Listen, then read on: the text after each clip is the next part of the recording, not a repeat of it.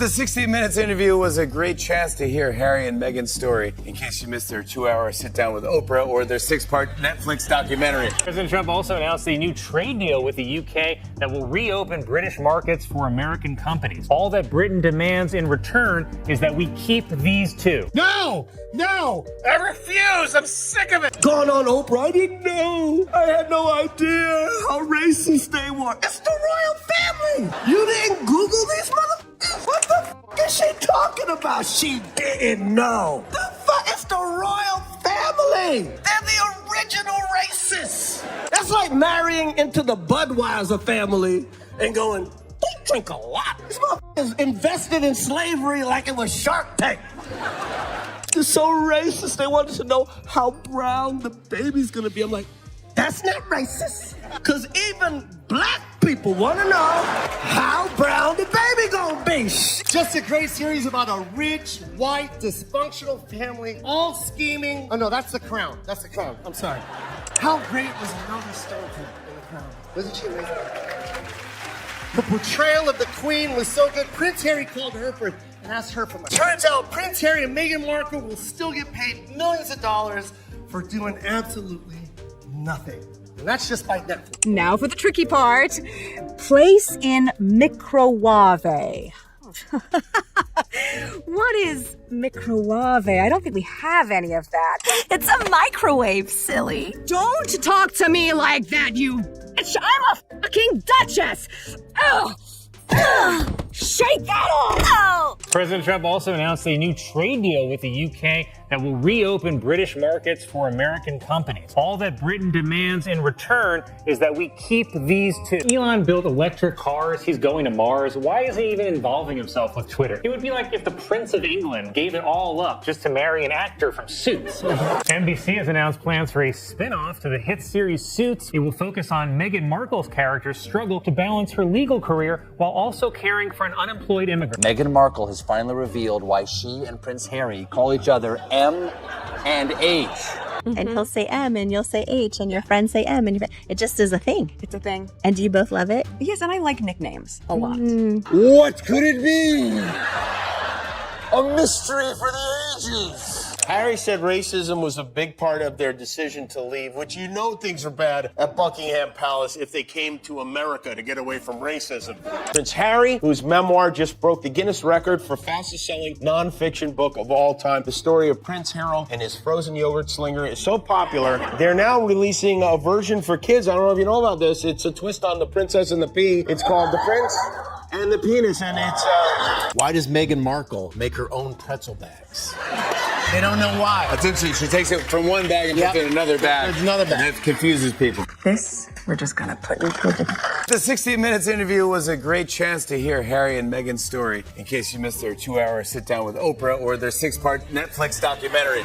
The royal family, right, if you can imagine, they're like our Kardashian. Prince Harry is very much our Kanye. He occasionally dresses as a Nazi. And he f***ed up. Harry and Meghan say they'd now like to split their time between spending your money in the UK and spending your money in Canada. I watched the Harry and Meghan Netflix documentary. Now, I'll be honest with you, before I watched it, I was not a fan of theirs. But now I've actually heard their side of the story, I hate them.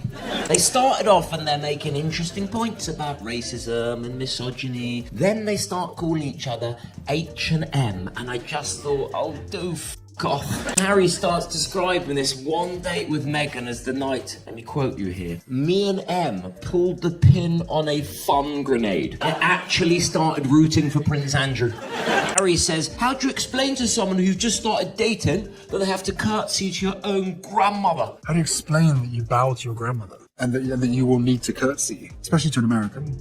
Like, that's weird. And I'm thinking, maybe just tell her that your grandmother is the fucking queen. Yeah, they were very worried about their safety, which I get that aspect of things after 6 episodes. I wanted to attack. And I know some people are disappointed by the name Archie, but there's one person who's super excited, the Queen. Yeah, because you know for the last 9 months, she's been like, please don't be Jamal, please don't be Jamal, please don't be Queen summoned everyone to a private meeting. Everyone attended except Meghan Markle. And I'll be honest, I don't blame Meghan for not going, because nothing good happens when white people invite you to the countryside. We've all seen Get Out. We know how this shit ends. Prince Harry really did that at a movie premiere last year. He asked the CEO of Disney to hook his wife up with voiceovers. You gotta admit, the monarchy has fallen off, right?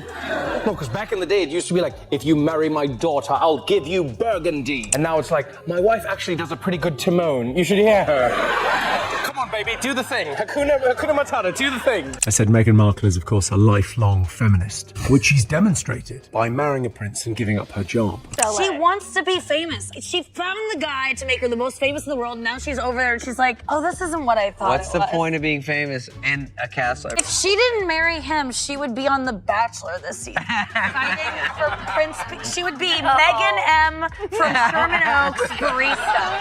She's just that much. I don't think they will change because I don't think they have the capacity to, but they obviously should. Now, I was curious what they did with Harry and Meghan's wax figures, so I found the museum employee who's temporarily storing them. Oliver, you have generously offered to keep the wax figures of Harry and Meghan safe. Yeah, that's correct. And if I may, I would just like to say that I'm definitely not using the wax figures for sex. They are in a loving home, and I treat them better than the museum ever did. They didn't appreciate Meghan's soft hands or Harry's supple lips. Yes, and he's like, no, I really am a middleman for jars of jam. He works for Meghan Markle.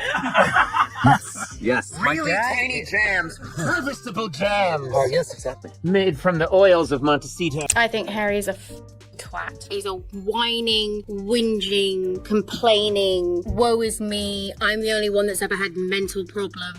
Like, my life was so hard. Everybody's life is hard. Yeah, you were the prince of a goddamn country who dressed up as a Nazi, and now you're trying to come back as the Pope? Suck it.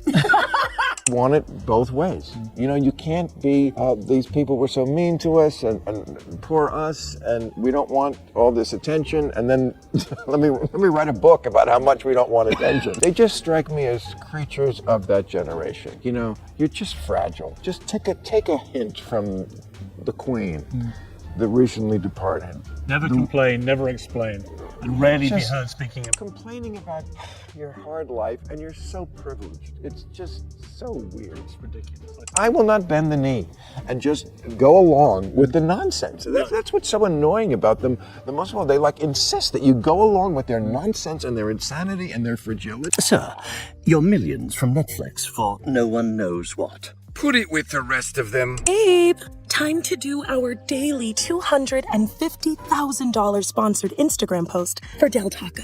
I shouldn't have left the made-up nonsense. I'm Megan Sussex, and I'm a good person.